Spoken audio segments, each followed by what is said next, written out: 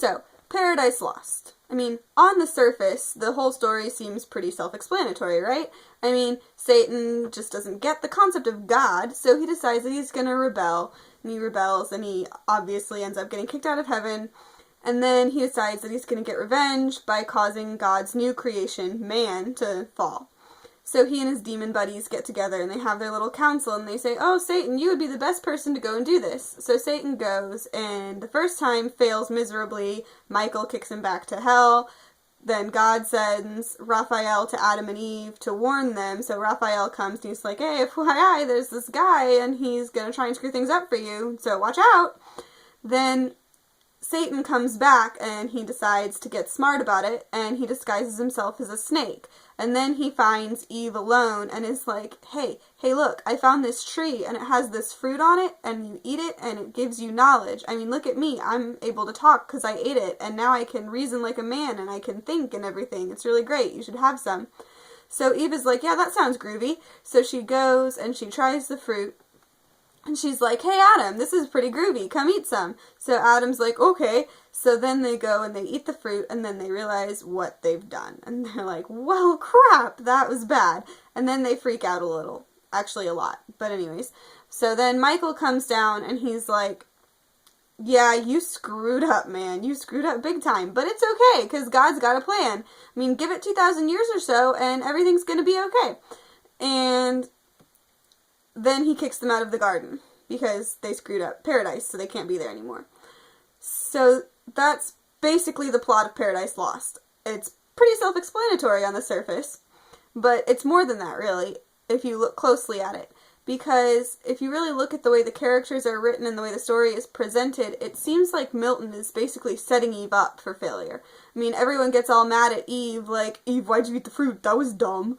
But if you really think about it, it makes more sense. It seems like she was just sort of set up and doomed to fail. I mean, first of all, when Adam was created, he was created because God wanted to. It was just like, yo, I want to create something, so he created Adam.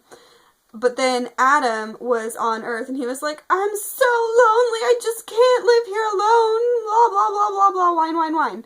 So God created him Eve.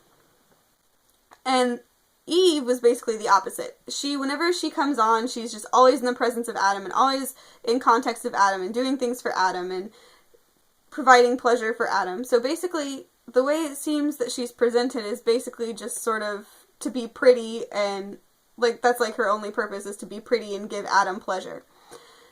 So, there's that. And then the next thing is that whenever Raphael comes to warn them about Satan, Eve just sort of gets pushed off to the side and they kind of ignore her. And Adam goes off to fawn all over Raphael and be like, tell me all the things and teach me wisdom and I'll tell Eve what she needs to know. I'll tell Eve later all the things that she needs to know. But he never really seems to tell Eve that much. It seems mostly like he just says, yeah, there's a guy here and he's bad and he's gonna try and cause us to fall. But that's all he ever really tells her, it seems like.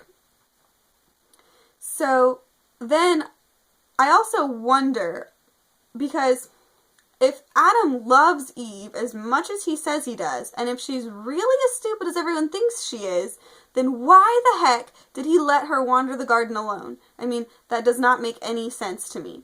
But what does make sense is that when Eve is offered this fruit that will give her knowledge, that she takes it.